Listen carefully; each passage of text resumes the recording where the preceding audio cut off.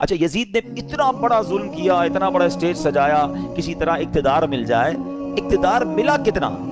یزید جو ہے اقتدار میں 3 برس 6 ماہ رہ سکا، بس 3.5 سال اسے اقتدار ملا، اور پھر اس کو کس طرح 39 سال کی عمر میں مر گیا، 39 ایئرز کی ایج میں.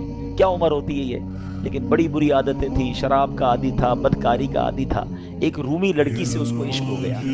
اس لڑکی نے اس کو جنگل میں بلایا، بیابان میں بلایا، اور جب خوب شراب کے نشے میں دھت ہو گیا تو اس کو خنجر کے وار کر کے یہ کہہ کر ہلاک کیا کہ تو بدبخت اپنے نبی کے نواسے سے وفاداری نہ کر سکا، مجھ سے کیا وفاداری کرے گا. اس کو مار کر وہ لڑکی چلی گئی. کئی دنوں تک کسی کو پتہ ہی نہ چلا. چیل کوے اس کی لاش کو نوچتے رہے. اس کے ساتھی ڈھونڈنے نکلے کہ یزید گیا کدھر. بیابان میں اس کی سڑی ہوئی لاش ملی، کھڈا کھود کر اس کو دفنا دیا گیا.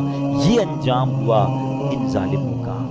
ایک یزید کے بعد سب سے بڑا، جو یوں سمجھیے کہ کوفہ کا جو گورنر تھا نا، وہ بڑا مجرم تھا. اس کا نام تھا ابن زیاد.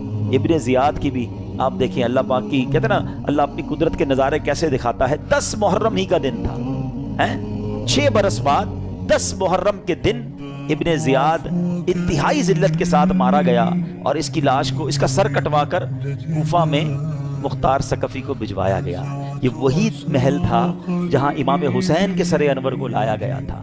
ٹھیک 6 سال بعد ابن زیاد کے سر کو لایا گیا. اب اس کا جب سر رکھا گیا تو ایک بڑا سا سانپ آیا اور اس کے سر کے اندر داخل ہو گیا. پورے محل کے لوگ ڈر گئے، کبھی آنکھوں میں جاتا، کبھی ناک میں جاتا.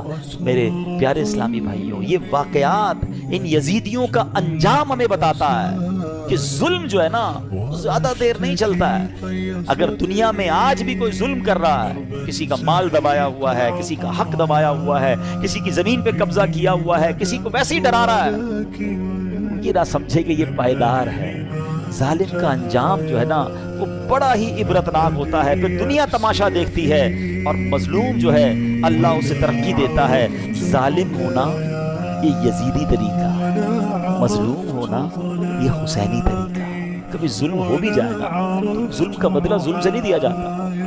اس نے ہمارے بندے مارے، ہم اس کے بندے مار رہے. آج کل ہی دشمنیاں چلتی ہیں ہمارے یہاں نہیں تو کبھی قبائلی علاقوں میں چلے جائیں. ہمارا جب دورہ ہوتا ہے بلوچستان میں اور اندرون سندھ میں تو پتہ چلا وہ خاندانی اور قبائل کی لڑائی چل رہی. انہوں نے ہمارے بندے مارے، اب ہم ان کے ماریں گے. اسی چکر میں زندگیاں گزر گئے.